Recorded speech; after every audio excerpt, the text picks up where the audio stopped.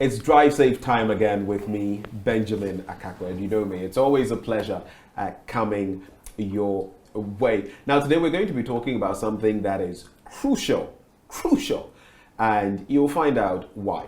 But before we get into it, let's take our quiz question for today. So you think you know? Here's the question. Okie doke. So now that we've got that past the way, now that we've got that out of the way, we'll get the answer at the tail end of today's program. But the topic for today, fatigue driving while tired. It's happened to all of us before, but did you know that 30% of road accidents are caused by fatigue driving? 30%, that is 3 in every 10. Did you also know that driving drowsy or tired is as bad as driving drunk? Okay, so we'll get more details of that from Cecil Gabrah, our ever gracious host, Cecil Gabrah, CEO, Top Tech, Transport and Logistics. How be? I do. All right, startling statistics. 30%, a good 30% of accidents caused by fatigue driving. And then again, the bit about the fact that if you're driving drowsy or tired, it's as bad as driving under the influence, driving drunk. That Precisely. is scary. And as we talk about fatigue driving, look, sometimes you get so tired that you are literally falling asleep behind the steering. How dangerous is that? Yes, it's really a fact that that is taking a lot of lives, because at that particular time, you wouldn't know what is happening. Just like you're driving and then your eyes are closed, you open it, you are gone, because you cannot touch your brakes. The accident has occurred before touching your brakes. And if you are moving at a speed of about 100 kilometers per hour, I have a footage on my laptop which I'll give to you, where somebody driving, trying to overtake, and then he was sleeping on the way. Okay, so he did all the overtaking, and then when he came back, he rather went into the bush and came to hit another vehicle. That is it. So he's gone. It is very common. A lot of people are tired and then they drive. What gets you tired? You are working in the office. You are so tired. If you are tired, just pick a taxi and go home. Leave your precious vehicle. Nobody will touch it or nothing will happen to it. Park it at a very good place. Because the moment you start to drive and then you are tired, there's nothing going to be, there's nothing going to bring you back. If you are tired, you are tired. Others are saying you should take coffee. Right? Or some of these beverages on the market. What are it doesn't really work. Yeah, the energy boosters. It doesn't really work. If you are sleeping, you are sleeping. If you are tired, you are tired. There's nothing that could bring you back. Said you can't cheat nature. That is it. That is it. And sometimes the difference is 5 minutes, 10 minutes, 15 minutes. That is very true. It can really refresh you, but we want to push it. We keep pushing it, and before you realize. I'll just ask you a basic question, and everybody should answer. Can you tell when you will sleep? No. You can't. And the answer is no. You cannot tell when you are going to sleep. I've been watching television with my daughter. My daughter will say, "Daddy, a nice movie. Let's watch it." By the time she realizes I'm gone, the only thing is that she wakes me up and then she'll tell me, "Hey, Daddy, no." Which means that, it's a normal thing. You cannot tell when you sleep. And if you are tired, you don't bring that tiredness behind the steering wheel. Again, I said it, that the law says that you can only drive for 4 hours. After 4 hours, anything you do, you will crash. Mark it on the wall. After 4 hours, your mind is gone, because driving entails every part of your body. You are thinking, your hands, your legs are moving, your eyes. And so it gets to a point in time that you have to call for a break and then come back. And that is why we say that although the law says after 4 hours, take a break, we say 2 hours, take a break. And if you take a break, come out of the vehicle. If you are not even going to, take a snap, take some food Nap or something. Yes, no, but just come out from the vehicle and then walk and come back. Are you aware the food that we eat causes a lot of tiredness and causes fatigue? As the driver is traveling to Kumasi, he goes to a chop bar, takes in a heavy meal like fufu or kenke. You will sleep on the way, especially if it is kenke. Kenke is what? Fermented food. And therefore there's alcohol in it. You start your journey, by the time you realize you have the first one in your eyes will go pre. Stop when it is like that, because you cannot defeat nature. Either than that, you have issues like you have seen the traffic light, you haven't seen it. You run through before you see it, and then you cause an accident. You'll be yawning, excessive yawning. You are tired. That's a warning to tell you don't go behind the steering wheel. Gone were those days. I was working with another company, and then my driver, I used to travel a lot, and my driver drives me to like Konongo and Techiman and so on.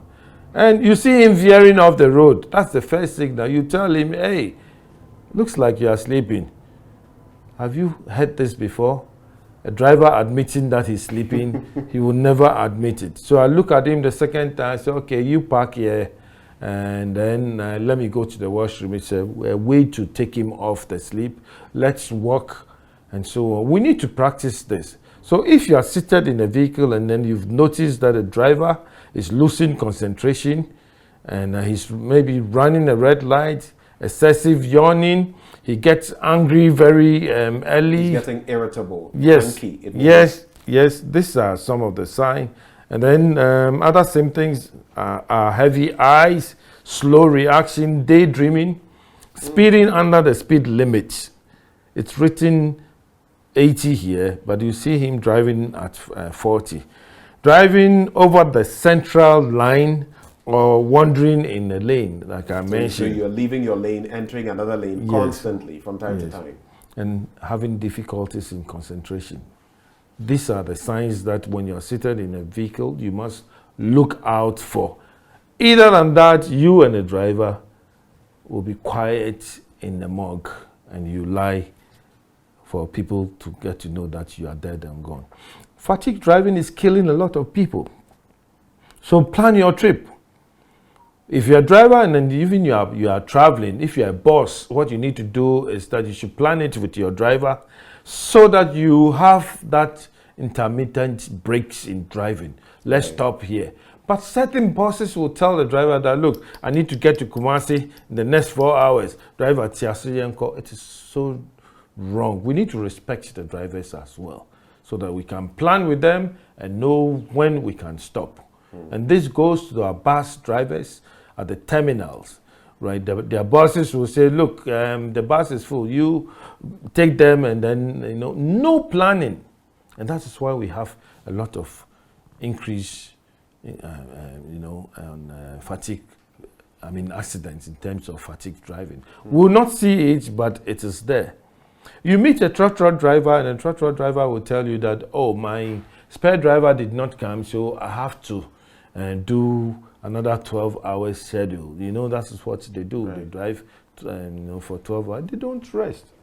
So we need to tackle the situation as soon as possible so that we can save lives. Now, who suffers from fatigue? Drivers who do not plan their trip, drivers who stay drinking at night, drivers who work overnight, drivers who have sex during their journey. They are all part of it. Drivers who do what? They have sex during their journey. You don't. God created sex, you have sex. If you're a man, you are knocked off, you'll be sleeping. And that is why, immediately after sex, you find the man either snoring. He's tired. He's run more than 100 meters. So you don't go and sit behind the steering wheel to drive. I'm becoming a doctor. I do know, is it pheromones or hormones? Some things are released once you engage in such activity, and naturally, they tend to knock you off. But that's a bit extreme. Yeah, it is true. It happens. And then lastly, what I want to tell everybody is that if you are traveling, sleep early and wake up early, but don't set off early like 4 a.m., 5 a.m. you Boy. meet those who did not sleep, especially those heavy duty drivers who will not sleep. They spend their time drinking at night. Most of them, have, this is something that I did some investigations that I did some 10, 15 years ago, especially those who come from other countries, right? During the night, they have like 3, 4, ladies to sleep with. So they get tired. 12 midnight, they are doing the action. 4 a.m. they set off. They will sleep, and these are the people who cause a lot of crashes. Wow. Yes. Very revealing. Don't set up early, 4 a.m., 5 a.m. No matter what it is, it's better to set up at 6 o'clock. Wherever you are going to, you will arrive. If you feel it's not possible, just go for an aeroplane and get to your destination than forcing yourself.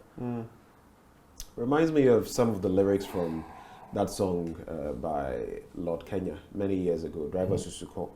Yes, I would gidi gidi beko esi. Of course, we're talking about driving while tired, fatigue driving. But of course, sometimes too, when you're tired and you're trying to just make it get there, it forces you to speed, and all of that creates problems. Well, it's been another learning, another journey on the learning curve as we've learned more and more about fatigue driving. We all get close sometimes, but we have to watch it because fatigue driving and death are like cousins. Always remember this, 30% of the accidents that are caused are on the back of fatigue driving. Again, driving drowsy or tired is just as driving drunk. No one wants to do that. Well, thank you so much, Cecil, for walking us through this all-important subject. Let's wrap with the answer to our quiz question for today. And if you didn't know, now you know. Thank you for watching. The name is Benjamin Akapo. Let's catch up again on the next installment of Drive Safe. Have a good day.